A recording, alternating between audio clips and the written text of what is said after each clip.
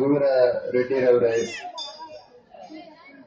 ಈ ಒಂದು ಸೇವಾ ಕಾರ್ಯದಲ್ಲಿ ಅತ್ಯಂತ ಉತ್ಸಾಹದಿಂದ ತೊಡಗಿಸಿಕೊಂಡಿರುವಂತ ಅವರ ಎಲ್ಲ ಕುಟುಂಬ ವರ್ಗದವರೇ, ಎಲ್ಲ ಆತ್ಮೀಯ ಆಸ್ತಿಕ ಭಕ್ತ ಮಹಾಶಯರೇ, ಹೊಸ ಜೀವನಕ್ಕೆ ಕಾಲಿಂದ ಕಾತರರಾಗಿರುವಂತ ಎಲ್ಲ ನವ ವಧುವರರೇ, ಇದೊಂದು ಅತ್ಯಂತ ಪವಿತ್ರವಾದ ಪ್ರಾಶಸ್ತ್ಯವಾದ ಒಂದು ಸುಸಂದರ್ಭ. ಈ ಭಾಗದಲ್ಲಿ ರಘುವೀರ ರೆಡ್ಡಿರವರು ಅವರ ತಂದೆಯವರಾಗಿರುವಂತ ಶ್ರೀರಾಮ ರೆಡ್ಡಿಯವರ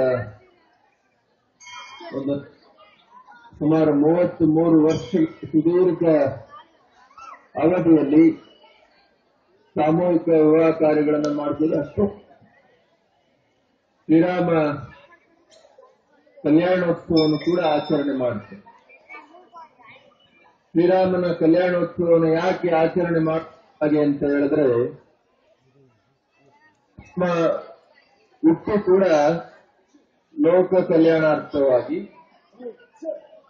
ಶ್ರೀರಾಮನ ನೀತಿಯ ಜೊತೆಗಿನ ಕೂಡ ಲೋಕಾರ್ಥವಾಗಿ ಆಗಿರುವಂಥದ್ದು.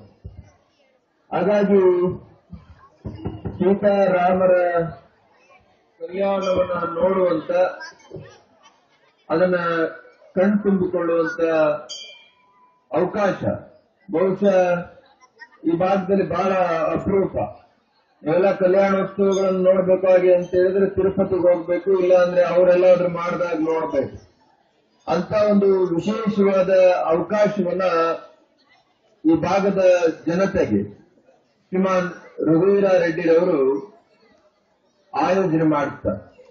ಇದೆಲ್ಲವೂ ಕೂಡ ಒಳ ಅರ್ಥ ಏನೋ ಆಗಿ ಅಂತ ಹೇಳಿದ್ರೆ, ಈ ಭಾಗದ ಜನಗಳ ದುಃಖ ದುಮ್ಮಾನಗಳು, ನೋವುಗಳು ಕಡಿಮೆ ಆಗಿ ಅವರ ಜೀವನದಲ್ಲಿ ಒಂದು ಹೊಸ ಉತ್ಸಾಹ ಮತ್ತು ಹೊಸ ಚೈತನ್ಯ ಬರಬೇಕು ಅನ್ನುವಂಥದ್ದ ಮೂಲ ಅರ್ಥ.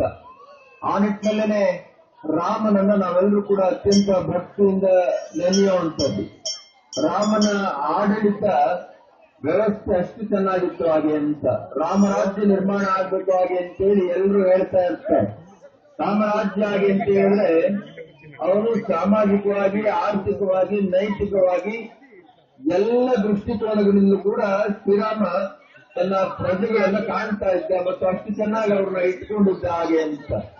ಆ ತರದ ಒಂದು ಆಡಳಿತ ನಾನು ಸುಮಾರು ಒಂದು 10-15 ವರ್ಷಗಳ ಮೇಲ್ಪಟ್ಟು ನಾನು ಈ ಭಾಗದಲ್ಲಿ ನೋಡ್ತಾ ಇದ್ದೇನೆ. ಆ ತರದ್ದೇ ಆಡಳಿತ ಬಹುಶಃ ರಘುವೀರ ರೆಡ್ಡಿ ಅವರು ಪಕ್ಷಾತೀತವಾಗಿ ಮತ್ತು ಜಾತ್ಯತೀತವಾಗಿ ಈ ಭಾಗದಲ್ಲಿ ಮಾಡಿರುವಂತದನ್ನ ನಾವು ಕಂಡಿದ್ದೇವೆ. ಬಹುಶಃ ಆ ನಿಟ್ಟಿನಲ್ಲಿ ನನಗೆ ಅವರು ಫೋನ್ ಮಾಡಿದಾಗ ಹೇಳಿದ್ರು, ಇಲ್ಲ ಈ ಸರಿ ಏನು ಸಾಮೂಹಿಕ ವಿವಾಹ ಜಾಸ್ತಿ ಆಗುದಿಲ್ಲ, ಒಂದು 20-18 ಆಗಿದೆ, ಈಗ ಒಂದು 25 ಆದ್ರೆ ಹೆಚ್ಚು ಹಾಗೆ ಅಂತ.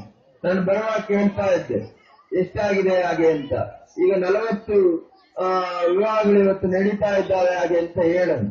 ಹಾಗಾಗಿ ರಘುವೀರ ರೆಡ್ಡಿ ಅವರಿಗೆ ಕಡಿಮೆ ಮಾಡೋದು ಗೊತ್ತೇ ಇಲ್ಲ. ಏನ್ ಮಾಡಿದ್ರು ಕೂಡ ಅವ್ರ ಕುಟುಂಬ ಹೆಚ್ಚು ಮಾಡೋದನ್ನೇ ನೋಡ್ಕೊಂಡು ಬಂದಿರುವಂತದ್ದು. ಹಾಗಾಗಿ ದೇವರು ಕೂಡ ಅವರಿಗೆ ಆ ತರದೇ ಶಕ್ತಿಯನ್ನ ಮತ್ತು ಸಂಸ್ಕಾರವನ್ನ, ಅವ್ರ ಕುಟುಂಬ ವರ್ಗದ ಹಿರಿಯರು ಹೇಳಿದ್ದಾರೆ, ಅವರಿಗೆ ಆ ರೀತಿಯ ಒಂದು ಸಂಸ್ಕಾರವನ್ನ, ಜನಗಳ ಸೇವೆಯಲ್ಲದೆ ದೇವರನ್ನು ನೋಡುವಂಥದ್ದು, ಜನತಾ ಜನಾರ್ದನ ಹಾಗೆ ಅಂತ. ಜನಗಳ ಹೃದಯದಲ್ಲೇನೆ ಭಗವಂತ ಇದ್ದಾನೆ, ಅವನನ್ನು ನೋಡುವಂತ ಪರಿಯನ್ನ ಕಲಿಬೇಕು ಹಾಗೆ ಅಂತ. ನಾನು ಯಾವಾಗಲೂ ಕೂಡ ಅದನ್ನ ಅವರ ಭಾವನೆಗಳಲ್ಲಿ, ಅವರ ಕುಟುಂಬ ವರ್ಗದ ಭಾವನೆಗಳಲ್ಲಿ ನಾನು ನೋಡ್ತಾ ಇದ್ದೇನೆ. ಆ ಥರದ್ದೇ ಒಂದು ಕೆಲಸವನ್ನ ಬಹುಶಃ ಅವರು ಈ ಭಾಗದ ಜಿಲ್ಲೆಗಳು, ಅನಂತಪುರ ಆಗಿರ್ಬೋದು ಅಥವಾ ಪಕ್ಕದ ಜಿಲ್ಲೆಗಳು, ಆ ಎಲ್ಲ ಜಿಲ್ಲೆಗಳು ಕೂಡ ನಾನು ಯಾವಾಗಲೂ ಬಂದಾಗ ಚರ್ಚೆ ಮಾಡ್ತಾ ಇರ್ತೇನೆ. ಇವತ್ತು ಬಹಳ ದೊಡ್ಡ ಕ್ಷಾಮ ಅಥವಾ ಡಾಂಬರ ಏನಿದೆ ಹಾಗೆ ಅಂತ ಕೇಳಿದ್ರೆ ನೀರು ಹಾಗೆ ಅಂತ. ಕುಡಿಯುವಂತ ನೀರು ಕೂಡ ತತ್ವಾರ ಪಡುವಂತ ಜಿಲ್ಲೆಗಳಲ್ಲಿ ನಾವೆಲ್ಲ ಇರ್ತಕ್ಕಂಥದ್ದು.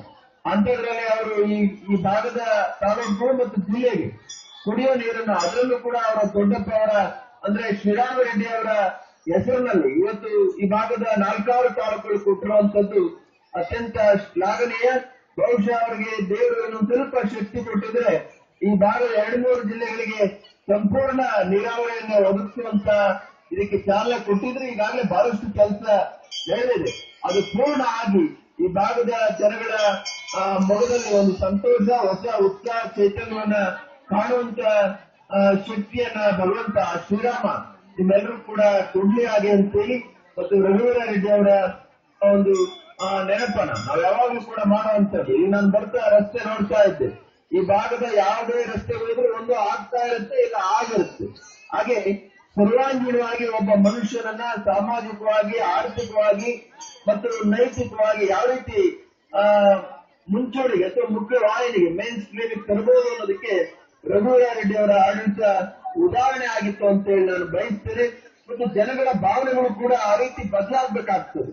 ಯಾರು ನಮ್ಮ ನೋವನ್ನ, ಕಷ್ಟವನ್ನ, ದುಃಖವನ್ನ ವಿಚಾರಿಸ್ತಾರೆ ಅಥವಾ ಸ್ಪಂದಿಸ್ತಾರೆ ಅವರು ನಿಜವಾದ ಜನನಾಯಕರು. ಆ ರೀತಿಯ ಒಂದು ಜನನಾಯಕತ್ವವನ್ನ ಈ ಭಾಗದಲ್ಲಿ ಕೊಟ್ಟಿರ್ತಕ್ಕಂಥವರು ರಘುವೀರ ರೆಡ್ಡಿ ಅವರು ಮತ್ತು ಅವರ ಕುಟುಂಬ ವರ್ಗದವರು ಹಾಗೆ ಅಂತೇಳಿ ಈ ಸಂದರ್ಭದಲ್ಲಿ ಹೇಳ್ತಾ, ಮುಂದಿನ ದಿನಗಳಲ್ಲಿ ಬಹುಶಃ ಮಾಡಿರುವಂತ ತಪ್ಪುಗಳನ್ನು ಕೂಡ ಜನಗಳು ತಿಳ್ಕೊಳ್ತಾರೆ ಅನ್ನುವಂತ ಆಶಯವನ್ನು ವ್ಯಕ್ತಪಡಿಸಿ ಶ್ರೀರಾಮುಲು, ಸೀತಾರಾಮರ ಹಾಗೆ ನಮ್ಮ ಮುಂದೆ ಕುಳಿತಿರುವಂತ ನವವಧೂರರು ಕೂಡ ಬದುಕಬೇಕು ಹಾಗೆ ಅಂತ. ರಾಮನಿಗೆ ಸೀತೆ ಮೇಲೆ ಅನುಮಾನ ಇರಲಿಲ್ಲ, ಆದ್ರೂ ಕೂಡ ಆಕೆಯನ್ನ ಋತ ಪರೀಕ್ಷೆಗೆ ಒಳಪಡಿಸಿದ ರಾಮ. ಆದ್ರೆ ಅವರಲ್ಲಿ ಪರಸ್ಪರ ವಿಶ್ವಾಸ ಇತ್ತು, ಪ್ರೀತಿ ಇತ್ತು. ಆ ಪ್ರೀತಿ ಮತ್ತು ಆ ವಿಶ್ವಾಸ ನಿಮ್ಮ ಬಾಳಲ್ಲೂ ಕೂಡ ಆಗ್ಬೇಕು. ಎಲ್ಲರೂ ಸಾಮೂಹಿಕ ವಿವಾಹ ಕಾರ್ಯಗಳಲ್ಲಿ ಅಥವಾ ಇಂಥ ಒಂದು ಪವಿತ್ರ ಸ್ಥಳದಲ್ಲಿ ವಿವಾಹ ಆಗ್ಲಿಕ್ಕೆ ಆಗೋದಿಲ್ಲ. ನಿಮ್ಗೆಲ್ಲ ಒಂದು ಪುಣ್ಯ ವಿಶೇಷ ಇದ್ದಿದ್ರಿಂದ ನೀವು ಈ ಒಂದು ಪವಿತ್ರ ಸ್ಥಳದಲ್ಲಿ ವಿವಾಹ ಆಗ್ತಾ ಇದ್ದೀರಿ. ನೀವು ಕೂಡ ಆ ಸೀತಾರಾಮರಂತೆಯೇ ಪರಸ್ಪರ ವಿಶ್ವಾಸ, ಪ್ರೀತಿ, ಆ ಪ್ರೇಮವನ್ನ ನಿಮ್ಮ ಬದುಕಿನಲ್ಲಿ ಕಂಡುಕೊಳ್ಬೇಕು.